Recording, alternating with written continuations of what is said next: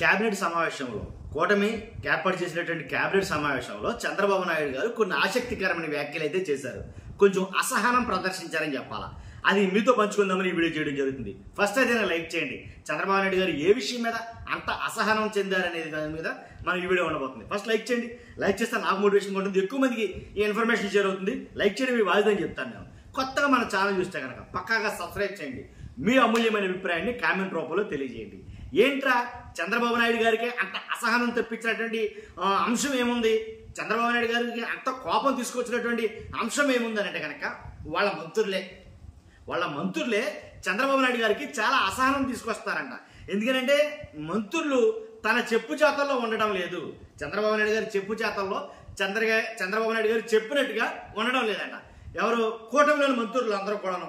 కాబట్టే చాలా మంది అంటే చంద్రబాబు నాయుడు గారి విషయంలో చాలా మంది మంత్రులు ఫెయిల్ అయ్యారని చెప్తున్నాడు ఆయన. ఎందుకంటే ఆయన చేయించుకున్న సర్వేలో కావచ్చు, ఆయన చెప్పినటువంటి కొన్ని విషయాల్లో కావచ్చు, ఏదైతే పెండింగ్ ఫైళ్ళ క్లియరెన్స్ విషయంలో కావచ్చు, ఇలాగ పరిపాలన విషయంలో కావచ్చు, ఇలా చాలా అంశాల మీద చూసుకుంటే చాలా మంది మంత్రులు ఫెయిల్ అయ్యారని చంద్రబాబు నాయుడు గారు అసహనం వ్యక్తం చేశారంట. మరి ముఖ్యంగా కేబినెట్ సమావేశంలో మాట్లాడిన అంశం ఏంటంటే మంత్రులకి కొన్ని బాధ్యతలు అప్పగించారంట చంద్రబాబు నాయుడు గారు.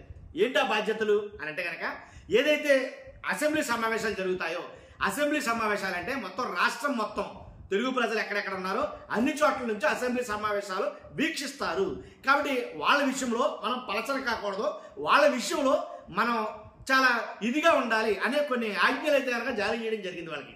అసెంబ్లీ సమావేశాలు జరుగుతున్నప్పుడు మంత్రులు ఎమ్మెల్యేలు కంట్రోల్ చేసే బాధ్యత మంత్రులదే, ఆయా ఇన్ఛార్జ్ మంత్రులదే. ఏ నియోజకవర్గం మంత్రి అయితే ఉన్నారో, ఎవరైతే ఇన్ఛార్జ్ మంత్రులు ఉన్నారో వాళ్ళ కింద ఎవరెవరైతే ఎమ్మెల్యేలు ఉన్నారో వాళ్ళందరూ కూడా కంట్రోల్ చేసుకోవాల్సిన బాధ్యత మంత్రులదే. కానీ ఎమ్మెల్యేలు కంట్రోల్ తప్పి మాట్లాడారు అసెంబ్లీ సమావేశాల్లో. ఇది చంద్రబాబు నాయుడు గారు ముఖ్యంగా ఆరోపిస్తున్న విషయం ఏమైనా ఉందంటే కనుక ఇదే. అసెంబ్లీ సమావేశాల్లో ఎమ్మెల్యేలు అదుపు తప్పి కంట్రోల్ తప్పి మాట్లాడారు. ఎవరి ఇష్టాసరంగా వాళ్ళు మాట్లాడారు, పార్టీలకు అతీతంగా. అంటే కూటమిలో టీడీపీ ఉంది, బీజేపీ ఉంది, జనసేన ఉంది. వాళ్ళు పార్టీలకు సంబంధించి కంట్రోల్ తప్పి మాట్లాడారు.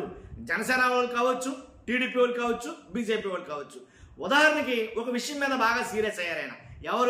ఎవరైతే ఆయన బాలకృష్ణ గారు ఉన్నారో ఆయన మాట్లాడిన అంశం ఏదైతే ఉందో, అసలు కామినేని బీజేపీ ఎమ్మెల్యే ఆ ప్రస్తావన ఎందుకు తీసుకురావాలి, అసలు అసెంబ్లీ సమావేశంలో దాని గురించి అసలు ఎవరు మాట్లాడమన్నారు, అది అంత ఇంపార్టెంట్ విషయమా, ఎప్పుడో జరిగిపోయిన దానికి అనవసరంగా దాన్ని తెర మీద తీసుకురావడం ఎందుకు? కామినేని శ్రీనివాస్ గారు తీసుకొచ్చిన తర్వాత ఆ అంశం పైన బాలయ్య బాబు గారు స్టాండ్ తీసుకుని అలా జరగలేదు, ఆడెవడు ఈడెవడో సైకోగాడు, ఆడు ఈడు వాడు వీడు అని మాట్లాడటం ఏంటి? లేనిపోయింది తడికి మోపుడైంది కదా నాకు. పార్టీ నిజంగా వాస్తవంగా అయితే కనుక పార్టీకి చాలా చెడ్డ పేరు వచ్చింది కదా ఆ ఒక్క అంశం మీద.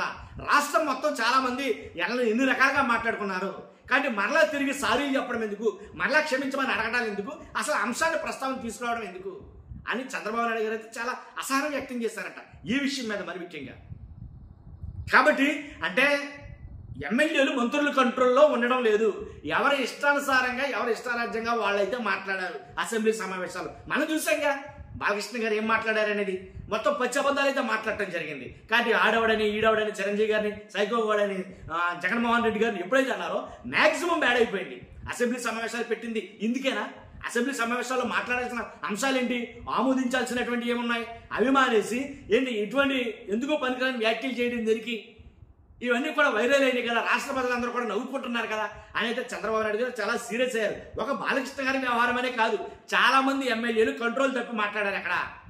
ఉదాహరణకి జనసేనలో బొలిశెట్టి శ్రీనివాస్ గారు కావచ్చు, అలాగే టీడీపీలో చాలా మంది ఎమ్మెల్యేలు, కాబట్టి పులివెందుల ఎమ్మెల్యే కావచ్చు, కొన్ని చోట్ల పులివెందులు కాదు ఇన్ఛార్జ్ టీడీపీ ఇన్ఛార్జ్ కావచ్చు, ఇలా కొంతమంది కొన్ని రకాలుగా మాట్లాడటంతో చంద్రబాబు నాయుడు గారికి చాలా అసహనం వ్యక్తం చేశారంట. కాబట్టి ఈ విషయంలో మంత్రులు అందరూ ఫెయిల్ అయ్యారు.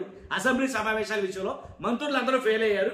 మన అభిప్రాయం ఏంటి, అసలు అసెంబ్లీయే మ్యాక్సిమం ఏంటంటే అనుకున్నంతగా జరగలేదేమో. మ్యాక్సిమం జగన్కి ముందు జగన్ తర్వాత జగన్ జగన్ జగన్ అన్నట్టుగా అసెంబ్లీ అంతా గడిచిందేమో అని అయితే అనిపించింది నాకు. ఎందుకంటే జగన్ గారిని తిట్టడం, గత ప్రభుత్వం చేసిన తప్పులు చెప్పడం ఇదే జరిగింది తప్ప అవసరమైన విషయాల గురించి, రాష్ట్రంలో ఉండే నియోజకవర్గాలు 175 ఆ నియోజకవర్గాల్లో ఉండే సమస్యల గురించి వీటి గురించి తక్కువ ప్రస్తావన వచ్చిందేమో.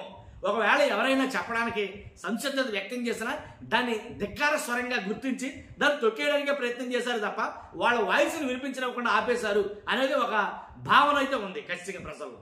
కాబట్టి ఈ చంద్రబాబు నాయుడు గారు సీరియస్ అయ్యారు అంటే కనుక అది ఏదో కామన్ విషయం అయితే కాదు. ఖచ్చితంగా మంత్రులందరూ ఈ విషయంలో ఫెయిల్ అయ్యారు కాబట్టి ఆయన అసహనం వ్యక్తం చేశారు. కానీ మంత్రుల వెర్షన్ ఇంకోటి ఉంది.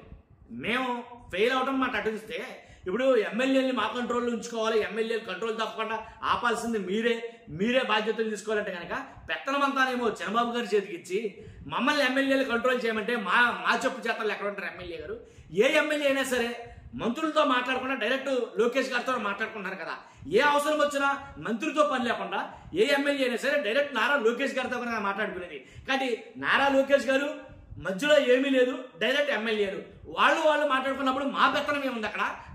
మేము పెత్తనం చెలాయించడానికి ఏముంది అక్కడ? మా కంట్రోల్లో వాళ్ళు ఎక్కడ ఉంటారు? మొత్తం కంట్రోల్ అంతా కూడా చంద్రబాబు గారి చేతిలో ఉంది కదా అనే ఒక వాదన అయితే కనుక తెర మీద తీసుకొచ్చారంట మంత్రులందరూ కూడా.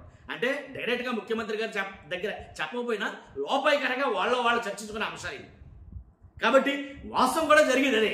ఇప్పుడు డైరెక్ట్గా నారా లోకేష్ గారితో ఏ ఎమ్మెల్యే అయినా సరే మాట్లాడుకునేది. అలాంటప్పుడు మంత్రుల ప్రమేయం ఏముంది? మంత్రుల ప్రమేయం లేదు కదా అక్కడ. కానీ వాళ్ళ చెంచాతలు వెళ్ళేందుకుంటారో ఉండరు.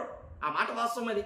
కాబట్టి ఈ రకంగా అయితే కనుక అసెంబ్లీ సమావేశాలు జరిగిన తీరుతెన్నుల గురించి క్యాబినెట్ మీటింగ్లో మాట్లాడుకోవడమే జరిగింది. ఫస్ట్ అయితే మీరు లైక్ చేయండి, కొత్తగా మన ఛానల్ పక్కాగా సబ్స్క్రైబ్ చేయండి. Thank you very much.